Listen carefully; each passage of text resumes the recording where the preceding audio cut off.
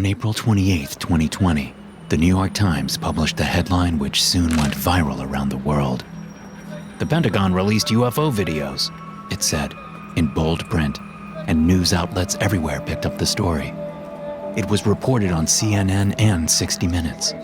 The New Yorker wrote a 13,000-word piece on it. It was covered on YouTube channels and local news broadcasts, as foreign and domestic media alike went into a fervor over the strange report. Documentaries would be made along with multi-season television series exploring the subject. The article explained how the Department of Defense had released never-before-seen footage of UFOs. 3 different videos had been unleashed on the public, each one showing seemingly unexplainable phenomena. Aircraft which flew with no regard for the laws of physics as we know them. These videos gave new hope to those seeking confirmation of extraterrestrial life. But this was just the beginning. Senator Harry Reid commented on the videos being released to the public, saying that he was glad the Pentagon was finally releasing the footage, but that it only scratched the surface of research and materials available. Word would later be leaked that there were hundreds of similar reports, with varying levels of evidence. UFO researchers and those who believed in aliens visiting Earth suddenly had newfound hope that we would begin to see a treasure trove of lost data. Photos and video evidence long buried would perhaps finally see the light of day, so that we could all examine it for ourselves. Unfortunately, despite reports of far more evidence being locked in the bowels of the Pentagon, the Department of Defense released only these 3 clips. More than 2 years later, no foreign governments have come forward to claim responsibility for the strange objects recorded by the U.S. Navy while at sea.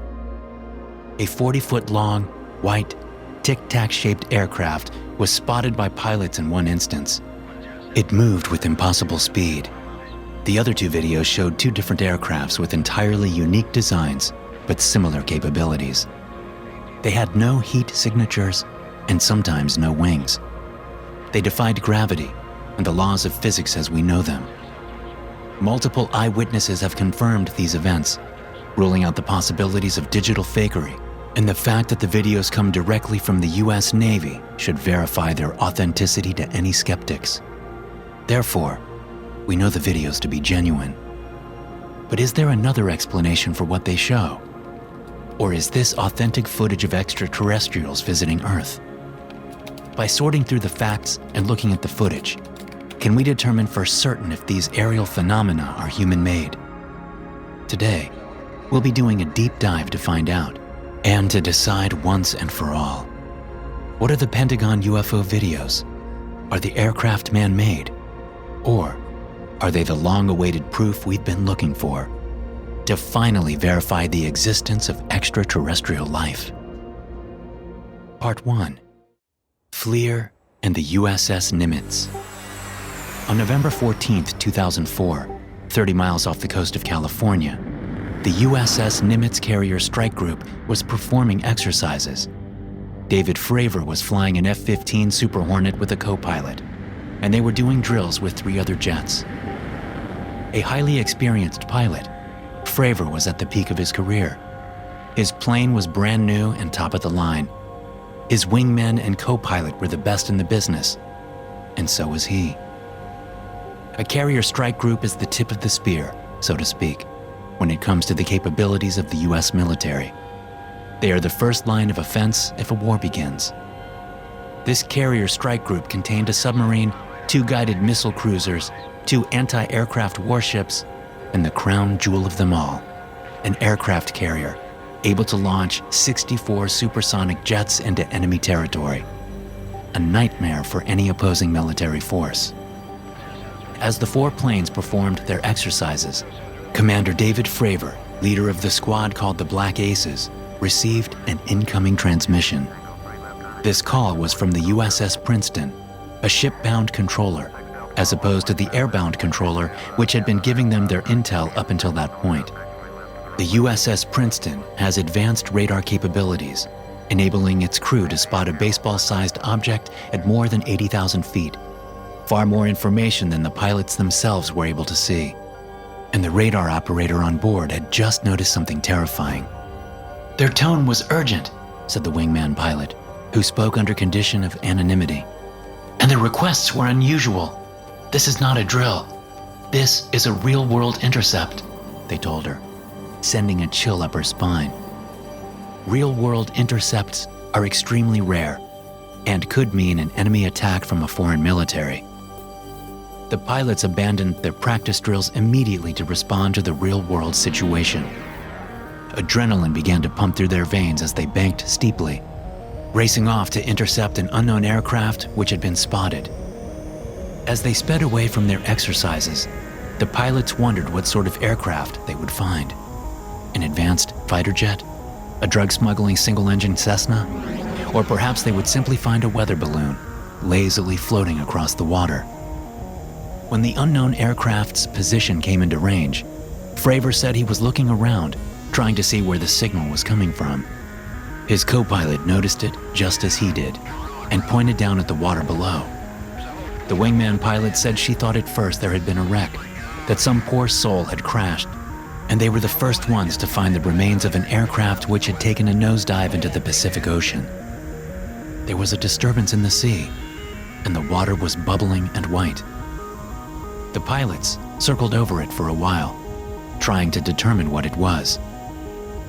As they looked closer, examining the strange phenomena, they realized it was a white tic-tac-shaped pod that sat just above the water without moving. The wingman pilot said she observed the exact same thing, meaning that if this was a shared delusion, it was shared by at least 2 trained experts who have spoken about it on record. As they continued to circle over it, examining the strange object, it started bouncing around. Like a ping-pong ball, David Fravor said. It accelerated instantly, turning 180 degrees in an instant, unlike anything they had seen before as experienced pilots. It made no sense, and totally disobeyed the laws of physics as we know them. Fravor's wingman pilot described it looking like this. No windows, no flat surfaces, smooth. No intakes, no smoke trails. It looked like a giant tic-tac, maybe 40 feet long. Large enough to scare the shit out of me. It was so unpredictable. High G, rapid velocity, rapid acceleration. She wondered, who the hell had this sort of technology? If the US Navy couldn't make an aircraft like that, with the most advanced military on the planet, who could? How could I possibly fight this? She said of the aircraft. Most people would run from something like that. They stood no chance against something so advanced. Not to mention, they had no ordnance, meaning they had no weapons on board their aircraft. The only option in a fight would be to ram it, and none of them wanted it to come to that. They continued circling the strange white tic-tac-shaped craft for a while. The wingman pilot said she stayed in high cover, afraid of what might happen if the strange ship saw them and attacked. But Fravor decided to take a different approach. He was curious, and he wanted to see the thing up close. The highly experienced pilot told his colleagues that he was going to get closer, to take a better look for himself. Fravor is a rare breed, said Luis Elizondo, a military intelligence expert, talking about the event. He's one of the few folks who run towards danger, not away from it. I really wanted to see what it was, Fravor said. If I could have joined it, gotten right up on it, and gotten Blue Angel close, then I probably would have done that. The wingman pilot said that even from her height, far above, the UFO seemed to notice that Fravor was closing in on it, and it changed its patterns immediately and began to move more erratically. Flying the $65 million, state-of-the-art Super Hornet down towards the ocean, Fravor said the same thing, that the white object seemed to notice him and immediately changed its patterns. This thing would move instantaneously, Fravor said about the aircraft, similar to the way you throw a ping-pong ball at a wall. As it got closer, the aircraft began to mirror his jet. It seemed to hover and then made a pretty aggressive climb towards our altitude. It crosses my nose, and then it's gone. All 4 pilots said they saw the same thing and couldn't make any sense of it. But at least now the strange object was gone. A wave of relief ran through all of them, especially the less experienced pilots in the group. UFO sightings are common enough among military pilots that there has been a nickname for them since World War II, when the first appearances began to be recorded. The pilots call them Foo Fighters, just like the popular rock band. Commander Fravor was less relieved than the other pilots. Instead, he was still curious. What the hell had that white tic-tac-shaped aircraft really been anyways? They started flying back towards the rendezvous point they had set up with the USS Nimitz, and gradually made their way across the 60-mile trek towards the carrier strike group. And then they got another call from the USS Princeton. The unidentified object was back. The UFO they had seen was now waiting at their pre-established rendezvous point, what Fravor referred to as the cap point. The 40-foot-long, white tic-tac had flown 60 miles in a matter of seconds, at 3 times the speed of sound or more. And it had flown to the exact place where Fravor was going, as if it had read his mind. When the 4 pilots returned to the USS Nimitz, they told everyone about what they had seen. Another pilot said he was going to go out with an infrared camera to try and find the object, and to film the tic-tac if he could find it out there. Few objected, as many of them wanted to see the thing for themselves. Commander Fravor had a strong reputation, and if anyone disbelieved his story, they haven't spoken up publicly. This is when most UFO stories would go cold, as lack of evidence is a recurring issue in most of these cases. But instead, the pilot with the IR camera managed to capture footage of what he believed to be the ship in question, as he followed it through the skies until it took off out of frame at a high rate of speed. The footage would become the first of the 3 Pentagon UFO videos, and it will be the first one that we'll examine in detail. So what exactly did the video show? Is it really the tic-tac-shaped UFO that Fravor and his co-pilot saw? Or is it something else altogether? And what do skeptics have to say about it? Fravor's wingman pilot says the video, called FLIR, showed an exact representation of what she observed that day, and that she believes the 2 aircrafts are one and the same. Assuming that they are, for a moment, let's examine the evidence and see what experts say about this footage. On the History Channel's Unidentified, Inside America's UFO Investigation, 2 aeronautics experts examine the video and go through it step by step. The object is flying at approximately 20,000 feet. This is somewhat inconsistent with the typical passenger airplane, which flies at 33,000 to 42,000 feet while cruising. This may be important later when we get to our skeptics' counter-arguments. The experts go on to say that the aircraft lacks any flight control surfaces and does not appear to resemble any aircraft they have seen before. In addition to the lack of wings or tail fin, the aircraft does not show a heat signature. Any jet known to man would show some sort of infrared signature or a plume, according to these experts. But there is nothing of the sort visible in the images. Brian Bender, national security correspondent at Politico, said this of the technology. "Nobody that I know is aware of some breakthrough in technology that would allow these aircraft to do what they purportedly are doing." Still, there are skeptics who say that this aircraft and the others belong to foreign militaries, or that they aren't military-made at all. Mike West, a skeptical science writer, had this to say about the tic-tac-shaped object in the FLIR footage after in-depth analysis. "It looks like an out-of-focus, distant passenger plane. This video does not show anything really interesting." He describes the tic-tac-shaped aircraft as being a distant 747, seen from a rear, half-profile view. If you imagine a blurry, far-off passenger plane when looking at the image, it is possible to believe this is correct, as the tail fin and wings wouldn't be visible at great distances. Only the larger shape of the plane's body would. However, West does not seem to mention the lack of a heat signature in his video analysis. And what about the other things Fravor and his co-pilot saw that day, when they observed the craft moving like a ping-pong ball, completely defying the laws of gravity? West has an answer for that too, saying that what the pilots saw was an optical illusion called mirroring, that likely occurred when they spotted a weather balloon or some other explainable phenomenon. In the video released by the Pentagon, called FLIR, it doesn't show the tic-tac shape making any of the erratic movements described by the pilots. Instead, it remains static in the frame. At the very end of the video, when it does leave the frame, it does so at a rate of speed which is consistent with a passenger aircraft, at least according to West. Again, the experts on the History Channel and other sources disagree, classifying the rate of speed as the aircraft leaves the frame as far faster than anything known to man. Who's to say which expert is correct? We also cannot discount the descriptions given by the 4 pilots over the water that day.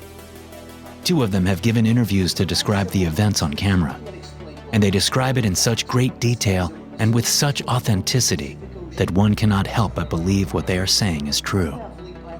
Even Mike West, the skeptical science writer, concedes that just because the FLIR video seems to show a regular aircraft, at least in his opinion, it doesn't mean that more exciting things didn't happen off camera, or that Fravor and his co-pilots didn't see a UFO. Other experts also disagree with his opinions, as West himself points out. To the Stars Academy of Arts and Sciences and the History Channel have all come to the consensus that the footage was unexplainable and likely shows a UFO. There is no definitive answer in the case of the FLIR video, but we do have information which would lead most people to believe that something out of the ordinary happened over the Pacific Ocean that day. Between the accounts of Fravor and his co-pilots, as well as the footage seen in the FLIR video, there are still many questions left unanswered. For instance, how can the lack of heat signature be explained? And the ping-pong movements of the UFO over the water seen by the pilots? Until further evidence can be obtained, this incident is still considered an unexplainable phenomenon. Maybe one day we will find out what truly happened out there, and what that giant tic-tac-shaped UFO really was. But until then, we will have to move on to our second encounter. Part 2. Gimbal. In 2014 and 2015, the USS Theodore Roosevelt Carrier Strike Group was operating off the east coast of the United States. During this time, multiple UFO sightings were made by US Navy personnel, and this is where the next 2 Pentagon UFO videos were sourced from. The second video we'll be looking at today, titled Gimbal, shows an aircraft reminiscent of the small fighter jet-style UFOs in Independence Day, with upwards curved saucer wings that jut out slightly from the rounded body of the aircraft.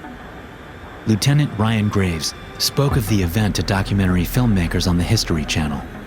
David Fravor, the commander from the USS Nimitz who saw the tic-tac, sat in for the interview, hoping to reassure the younger Navy lieutenant that he was doing the right thing by going public with the information he had. Ryan Graves looks by all appearances to be a legitimate, credible individual. He is tall with brown hair, handsome by traditional standards, with a dimpled chin and athletic build. He speaks clearly and with obvious experience, having flown fighter jets for years, and he also works as an aeronautical engineer. His squadron, called the Red Rippers, was doing exercises on the east coast of the United States, he says, when they began picking up strange radar signals. Graves says they began to see unusual lights when they were flying, and it got to the point where every time they went up in the air, they saw them.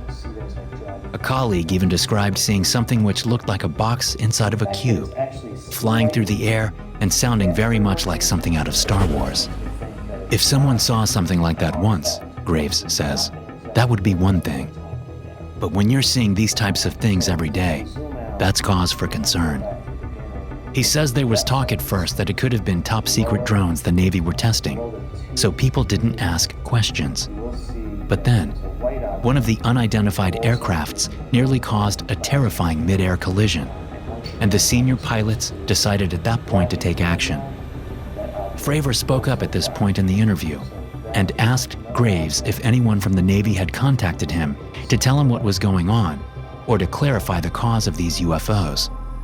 Graves said nobody had spoken to him from higher up, It seemed that the senior naval officials were just as clueless about the sightings as the pilots were, and no investigations had been initiated to look into the concerns, at least according to Graves. Watching the video called Gimbal, the second of the 3 Pentagon UFO videos, Lieutenant Graves talks about that day. "We were getting ready for deployment, doing exercises up and down the eastern seaboard." According to him, both Gimbal and Go Fast, the second and third videos in the series released to the public, were filmed by pilots aboard the USS Theodore Roosevelt off the coast of Florida. "This object was significantly larger than what we had been seeing," Graves said of the UFO in Gimbal, referring to the plethora of strange lights they had been seeing in recent weeks before the video was taken. He said the aircraft seen on camera was actually joined by several other, smaller aircrafts, and that they were flying in formation. None of this is recorded on the video released to the public, but if true, it would seem to indicate further evidence of Gimbal's validity as a real UFO sighting.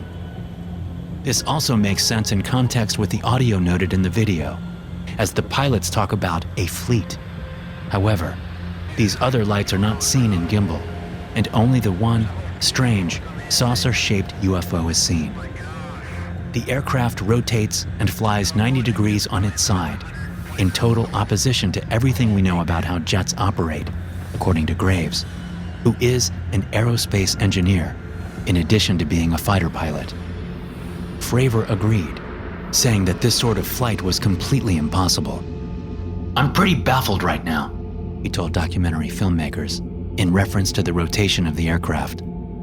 According to both men, who have a great deal of experience in their field, the aircraft seen in Gimbal was not man-made. The way it operated was light years beyond any technology we have available. But again, we have to look at this from all angles. As the great Carl Sagan once said, "Extraordinary claims require extraordinary proof." And there are skeptics out there who say they have an explanation for this event. Mike West, the skeptic science writer quoted earlier, appears to be at the forefront of those in opposition to ufologists as he talks about Gimbal, in similar detail as the FLIR video, outlining his explanation for the sighting through several videos and printed articles. "Right from the start, I thought this shows the infrared glare of a distant plane, rotating not because the plane is rotating, but because of an aircraft of the camera gimbal system, which is why they named the video Gimbal," West says. He goes on to explain how a glare can rotate independently of the image when tracked on a gimbal camera. This could rule out the possibility of alien technology if true, as it would mean that the aircraft does not actually rotate in a way which modern aircraft are incapable of. It was merely a video artifact. As much as West tried to recreate the saucer-shaped glare on his own infrared camera, he was unable to do so. But he was convinced that this artifact was indeed the cause of the strange image seen in the Navy video. "Infrared videos of distant jets are not that common," he says, "and tend to just show up as blobs." West sent out an open invitation to his followers, many of whom are science fanatics and skeptics, asking if they could try to catch an image of a passenger plane which resembled a UFO on their own IR cameras. After some time, a viewer named David Flatch sent in a clip taken from his own FLIR camera. It showed something vaguely similar to the image seen in Gimbal, a saucer shape with protrusions on the edges and a glowing aura around it. But when you look at it in regular camera mode, it is clearly a passenger jet. And the shape of the infrared glare actually looks nothing like the plane itself. Infrared is different from a video, after all, and doesn't show exactly the same thing as what our eyes observe. Therefore, it can be deceiving if taken as video evidence.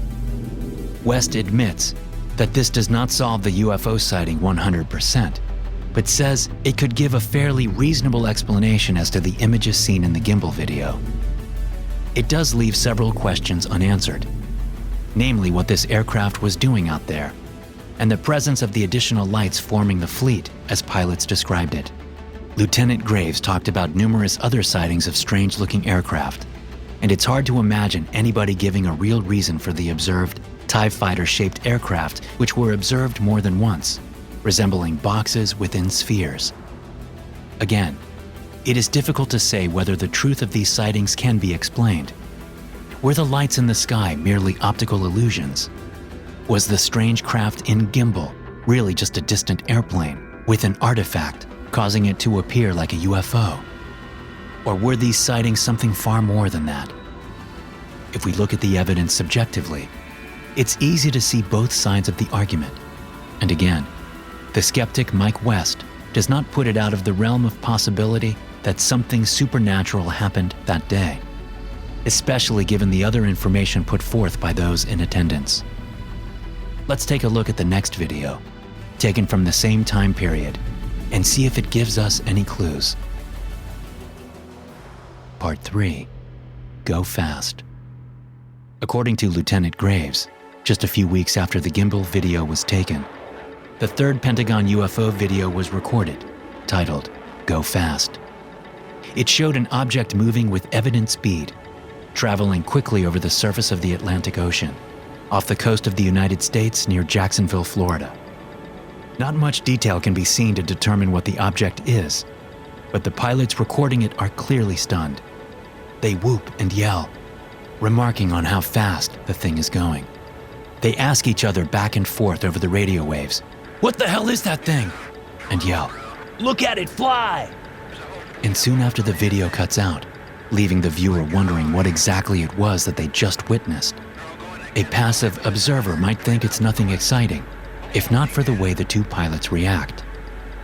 Aeronautics experts on the History Channel, examining the footage in a series called Unidentified: Inside America's UFO Investigation, spoke with similar fascination when watching the 30-second clip.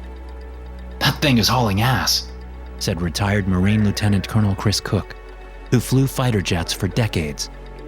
"It's moving a little less than 2/3 the speed of sound." Also strange is that the object appears cold on the infrared camera.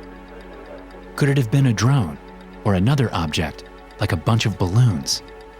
At that rate of speed, the answer is no. Balloons carried on a gust of wind can look like a pretty convincing UFO, as witnessed in some videos out there. But this artifact was traveling at 2/3 the speed of sound, according to retired Lieutenant Colonel Chris Cook. That's about 500 miles per hour for the record, much faster than wind speed. The fastest military drone known to the public can travel approximately 200 miles per hour. Again, much slower than the experts believe the aircraft in Go Fast was traveling. So what on earth is capable of such incredible speeds? Let's check back with the skeptic writer Mike West and see if he has an explanation for this one as well. According to him, the object in the video is not moving low and fast. Instead, it is moving high and slow.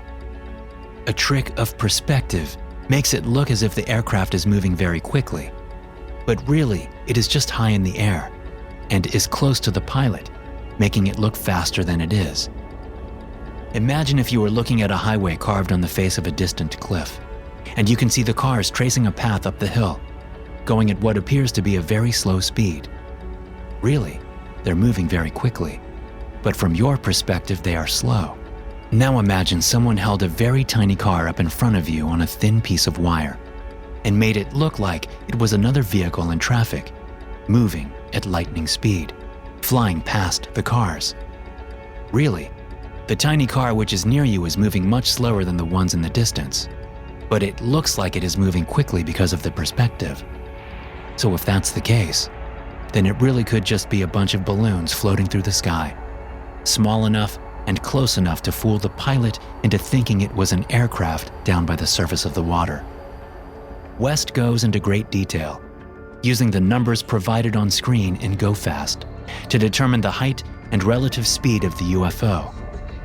Using trigonometry, he determines that the aircraft was about half the height of the jet recording it. He goes on to explain that based on that height, the object was traveling nowhere near the speed of sound. Instead, it was moving at 20 to 40 knots, well within the range of wind speed. Who can really say for sure whether West's breakdown of the video is completely accurate? but it does raise questions about what Go Fast really shows. Should we trust the opinions of the retired Marine Lieutenant Colonel over the skeptics? One flew jets and the other didn't, you could argue. Mike West is a retired video game programmer, which doesn't seem like much of a credential. But if you look deeper, you will find he has devoted his life to the field of UFOs and conspiracy theories. He is a world-renowned skeptic who is credited with debunking chemtrails after years of research. He has co-authored scientific papers, and he has decades of experience in UFO studies. But his expertise is specific to debunking these claims. If you look through his YouTube page, you will find thumbnails featuring titles like UFO and High-Speed Flyby UFO Solved, as he makes a living off of debunking these types of videos.